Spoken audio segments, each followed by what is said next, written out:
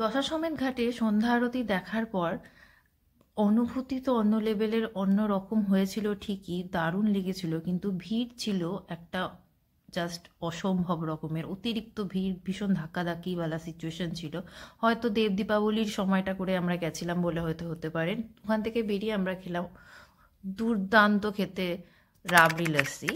আর next ডেতে আমরা বেরোলাম সকাল 9টা নাগাদ বেনারসে সাইট সিন করতে।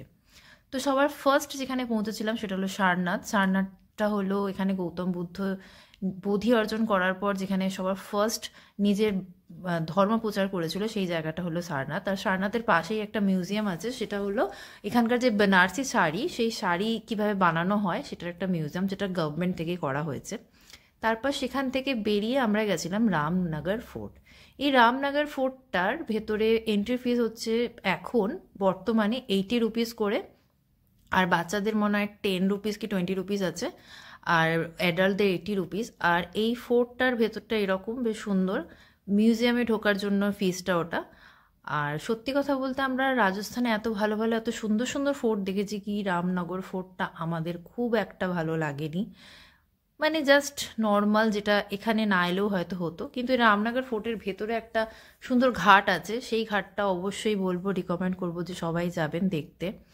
আর এই রামনগর ফোর্টটা হচ্ছে রাজা বলবন্ত সিং তৈরি করেছিলেন, তখনকার সময়কার রাজা ছিলেন। আর বর্তমানে যে রাজার বংশধর অনন্ত সিং, তার বাবা ছিলেন বিভূতি সিং। এই বিভূতি সিংয়ের নাম থেকেই কিন্তু আমাদের হাওড়া থেকে যে বিভূতি এক্সপ্রেসটা আছে সেটা নামকরণ হয়েছে।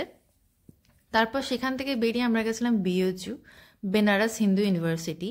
আর এই বিএচইউ ক্যাম্পাসটা হলো এশিয়ার মধ্যে সবচেয়ে লার্জেস্ট আবাসিক একটা ক্যাম্পাস। আর এই ক্যাম্পাসটা তৈরি করেছিলেন পণ্ডিত মদন মোহন মালব্যা। আর তিনি মানে বিএচইউ ফাউন্ডার। আর এখানে একটা বিড়লা টেম্পল আছে, সেই টেম্পলটা আমাদের কাশী বিশ্বনাথের একদম রেপ্লিকা কপি কপি বলা যেতে পারে। ভেতরে এরকম ধরনের সিটিং এর মানে বসার একটা পার্ক মতন করা আছে, ভেতরে একটা বিশ্বনাথও আছে, খুব সুন্দর। তারপর আমরা গেছিলাম দুর্গা মাতা টেম্পল, তাছাড়াও সংকট মোচন টেম্পল।